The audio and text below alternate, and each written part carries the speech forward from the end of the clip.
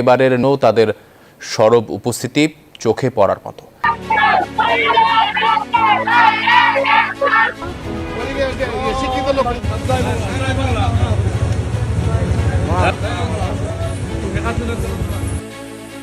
অবশেষে পুরোদমে ক্ষমতায় ফেরার পথে এগিয়ে যাচ্ছে আওয়ামী লীগ। ভারতের নির্দেশনা পাওয়ার পর থেকেই মাঠে নেমেছে দলটির নেতাকর্মীরা। ফেব্রুয়ারি মাসের শুরু থেকেই দেশের বিভিন্ন প্রান্তে আওয়ামী লীগের নেতাকর্মীরা লিফলেট বিতরণ করছে, যার শিরোনাম ইউনূস হাঁটাও দেশ বাঁচাও। প্রাপ্ত তথ্য অনুযায়ী এসব লিফলেট স্পষ্ট ভাষায় উল্লেখ করা হয়েছে যে শেখ হাসিনাকে আবারও ক্ষমতায় বসাতে দলটি সর্বোচ্চ প্রচেষ্টা চালিয়ে যাচ্ছে। এমনকি বলা হয়েছে দ্বিতীয়বার শেখ হাসিনা বাংলাদেশে ফিরে আসবে এবং আওয়ামী লীগ আবারও সরকার গঠন করবে। রাজনৈতিক বিশ্লেষকদের মতে এই প্রচারণা আওয়ামী লীগের সুস্পষ্ট বার্তা যে তারা নীরবে বসে নেই, বরং সংগঠিতভাবে মাঠে নেমেছে, জনমত গঠনে কাজ করছে। এদিকে সামাজিক যোগাযোগ মাধ্যমে এ ধরনের লিফলেট বিতরণকে ঘিরে ব্যাপক সমালোচনা আলোচনা সৃষ্টি হয়েছে। এ ব্যাপারে আওয়ামী লীগের এক কেন্দ্রীয় নেতা জানিয়েছেন, দেশকে বাঁচাতে হলে ইউনূসকে সরাতে হবে, আর এদের একমাত্র লক্ষ্য হলো শেখ হাসিনাকে আবারও ক্ষমতায় ফেরানো। এই লিফলেটের কেন এত গুরুত্ব শিরোনামটা একটু বলে দিই।